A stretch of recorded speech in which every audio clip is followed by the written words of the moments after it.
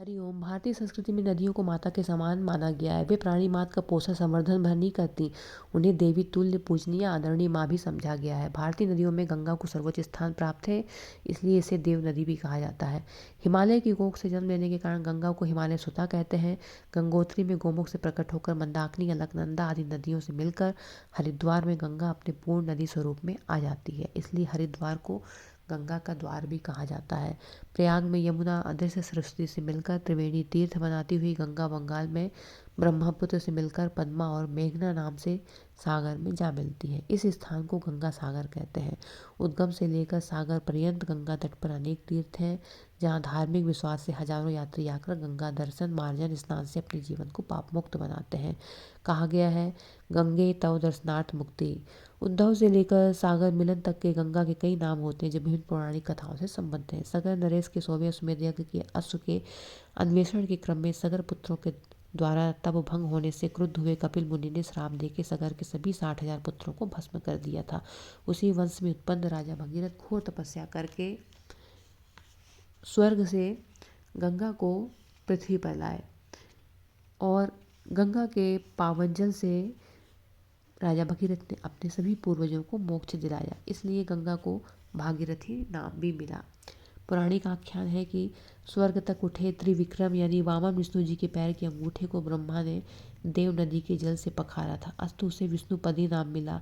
भागीरथ की तपस्या से प्रसन्न होकर गंगा ने भूतल पर आना स्वीकार कर लिया, पर उनके वेग प्रवाह से पृथ्वी पर संकट न आए, इसलिए भगीरथ ने शिव की आराधना करके उनसे आश्वासन ले लिया कि गंगा के प्रवाह को अपनी जटाओं में लेकर कम कर देंगे। शिव की जटाओं में विश्राम करने के कारण गंगा शिव पत्नी भी कहलाई। महाभागवत में गंगा के 108 नाम गिनाए गए हैं। कहा गया है, हजारों नामों में 108 नाम स्मरणीय हैं। इनमें भी 10 नाम की गंगा की महिमा में गिनाए गए हैं। गंगा स्वर्ग, पृथ्वी और सागर तीनों में होने से त्रिपथगा कहलाई। स्वर्ग में मंदाकिनी, पृथ्वी पर भागीरथी और सागर में भोगवती के नाम से जानी जाती है। वायु पुराण के अनुसार गंगा अंतरिक्ष, द्युलोक, भूमि तीनों स्थानों में प्रवाहित होने के कारण त्रिपथगा कहलाई। त्रिपथगा नाम के इस रूप को रामायण, महाभारत, अमर को शब्द कल्प ग्रंथों में प्रतिपादित किया गया। गंगा दशमी पर्व गंगा दशमी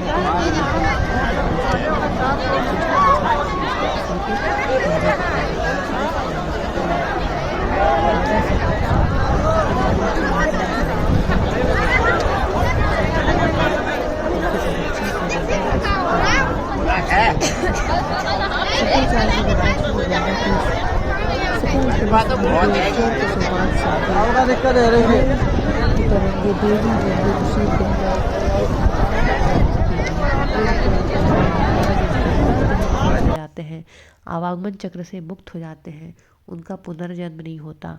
अन्य स्नात्वा दिवम यान्ति ते मृतास्ते पुनर्भवा। स्कंद पुराण में कहा गया है, मधुमास जैसा कोई मास नहीं, कृत युग के समान कोई युग नहीं, वेद के समान कोई शास्त्र नहीं, गंगा के समान कोई तीर्थ नहीं।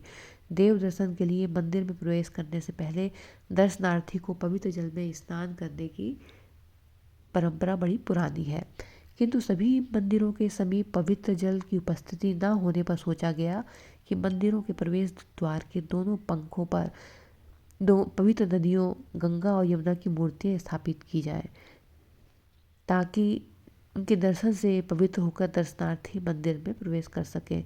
गुप्त काल में गंगा यमुना की मूर्तियों को प्रवेश द्वार के पक्षों पर स्थापित करने की परंपरा रूढ़ हो गई थी।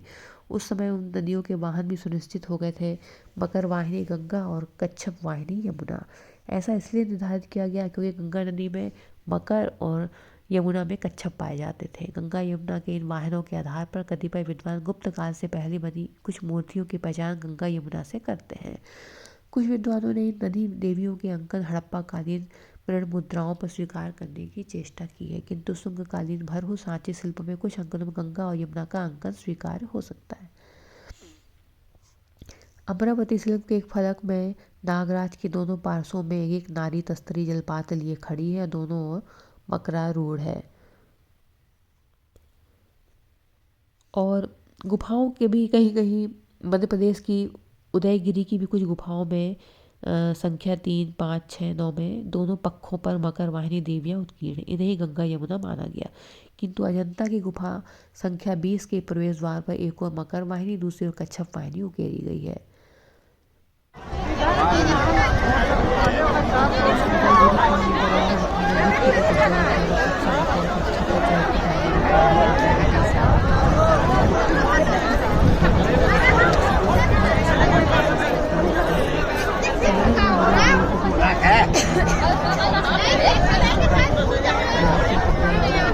बात तो बहुत है आपका दिक्कत है रही है।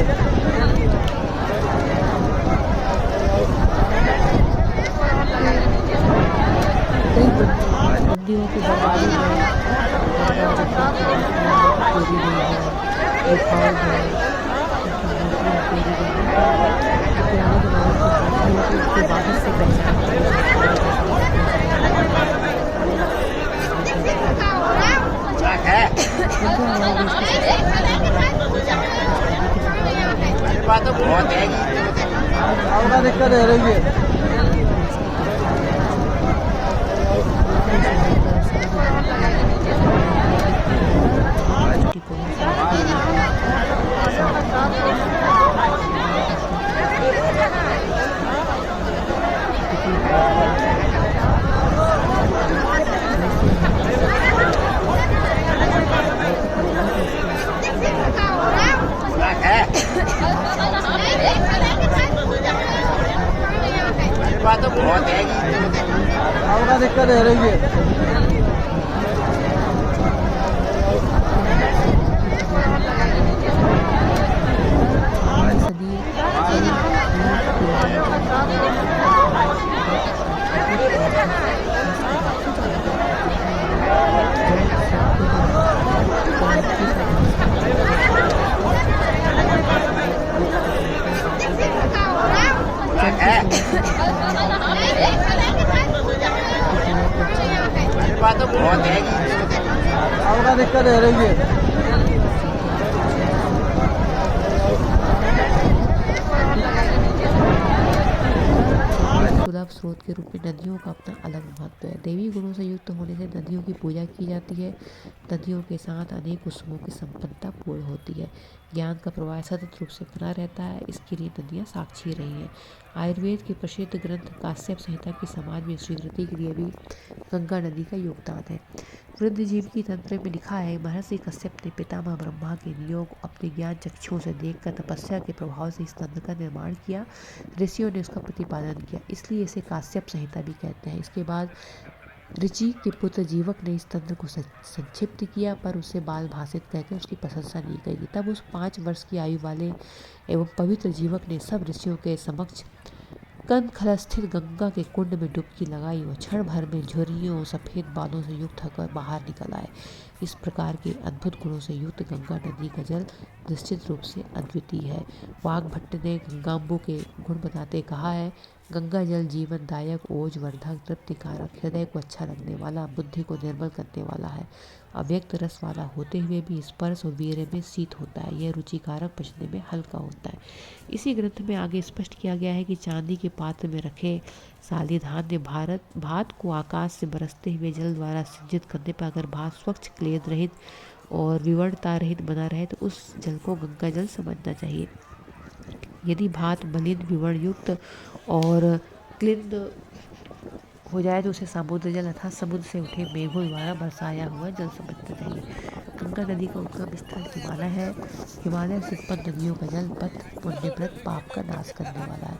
इसका जल देवताओं और ऋषियों के द्वारा सेवित होता है। पत्थरों से टकराते हुए उछल कूद कर बहने से जल निर्मल हो जाता है। इसकी विपरीत पारियात, विंध्य से इन पर्वतों से निकलने वाली नदियों के जल का सेवन करने से सिरो रोग, हृदय रोग, कुष्ठ रोग, स्लीप रोग होते हैं, स्लीपद रोग हो जाते हैं। वस्तुतः जो नदियाँ तीव्र गति से बहती हैं जिनका जल स्वच्छ होता है वे लघु गुण वाली होती हैं। जो नदियाँ शैवाल से ढकी रहती हैं धीरे धीरे बढ़ती हैं। जिनका पानी गंदला रहता है वे गुरु होती है। मरु रेतीली मैदानों की नदियों का जल तिक्त होता है, वे लवण रस वाली होती हैं। इनमें कसाय रस का संयोग होता है, विपाक मधुर होता है। इसका सेवन बल की वृद्धि करता है। गंगा नदी का वेग तीव्र होता है, इसका जल स्वच्छ होता है। इसकी यात्रा के दौरान एक दुर्गंध पैदा करने वाला कूड़ा करकट मिल जाता है तो भी गंगा जल के मौलिक गुण नष्ट नहीं होते। वस्तुतः गंगा जल अपने आप में सशक्त गुणों से संपन्न है।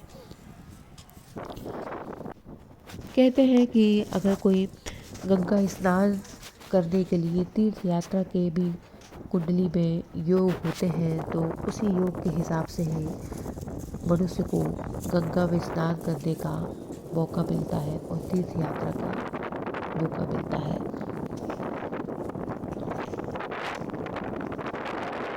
गत गमो धातु में उड़ादिगत प्रत्यक्ष गंगा जी भक्ति मुक्ति प्रदान करने वाली है। गंगा जल ताप त्रय का विनाशक माना जाता है। गंगा जल का उपयोग करके हम मंत्र से औषधि के रूप में भी किया जाता है। जैसे इसका मंत्र है शरीरे जर्जरी भूते व्याधिग्रस्ते कलेवरे औषधम जाह्नवीतोयम वैद्यो नारायणी हरि। नित्य कर्म में प्राय सभी हिंदू स्नान के समय श्रद्धा पूर्वक गंगे च यमुने चैव आदि मंत्र का उच्चारण करते हैं, क्योंकि प्रतिदिन स्नान करते समय इनका नाम स्मरण करना श्रेयस्कर होता है। तो जब भी नहाए स्नान करें तो गंगे चा यमुने चैव जरूर बोलें।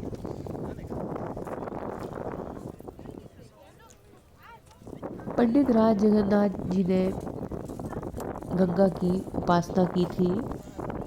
पंडित राज श्री गंगा जी से प्रार्थना करते हैं, हे भगवती आपका जल संपूर्ण वसुंधरा का वर्णनातीत समृद्ध सौभाग्य है। यह बिना प्रयास के संसार की सृष्टि करने वाले महादेव जी का महान वैभव वेदों का सर्वस्व है। यह सुधापूर्ण साम्राज्य देवगणों का मूर्तिमान पुण्य है। यह जल हमारे अमंगल का समन करे।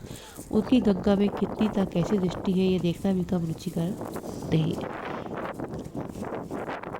गंगा जी मनुष्यों द्वारा उनको उत्तम गति मुक्ति देने वाली, इस कारण से देवताओं द्वारा उनकी अपनी नदी है। इस रूप में समस्त सिद्ध समूहों द्वारा उनकी बहुत बड़ी सिद्धि देने वाली, इस रूप में अनासक्त मुनियों द्वारा भगवान श्री विष्णु जी का श्री विग्रह है। इसी रूप में सेवित करने वाली संतनु की पत्नी यानी भीष्म की माता गंगा मेरी देह का कल्याण करे। श्री गंगा जी के प्रति ये भावनाएं क्यों ना हो, क्योंकि सबके लिए शरणदात्री है। अत्यधिक ताप वाले करोड़ों पाप किए हुए रोगों से, जो कई पाप किए हैं, कई रोगों से जो ग्रस्त हैं, वो भी जो जर्जरित है, संसार के दुखों से विताड़ित है, सभी लहराती हुई गंगा जी को देखकर सुखी होते हैं। केवल इतना ही नहीं, गंगा अपने दर्शनों सबको आह्लादित करती है, अपितु वे उन्हें सहारा भी देती है, जिन्हें सब तीर्थों से जवाब मिल जाता है, जिसके पाप तुरंत है, जिनका प्रायश्चित असंभव है। माँ गंगे छोटे छोटे पाप समूहों को करने की अनंतर जिनके हृदय में पश्चाताप का अनुभव होता है, ऐसे लोगों को उद्धार करने के लिए त्रिलोकी में तीर्थों के ढेर लगे, किंतु जिनका आचरण विस्तृत प्रायश्चितों की पहुँच से परे है, तो उन महापातकियों को भी अपना बनाने वाली तो आप ही हैं।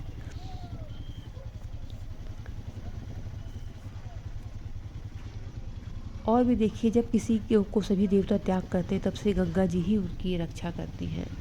माँ जो ज्ञान रहित अंधे लकड़े जन्म से बहरे गूंगे ग्रहों से ग्रस्त है, जिनके संपूर्ण पापों के विनाश का मार्ग समाप्त हो चुका है, जिन्हें देवता भी छोड़ चुके, नरक में पड़ने वाले हैं, तो उन समस्त रोगियों की रक्षा के लिए आप सर्वोपरि औसत हैं।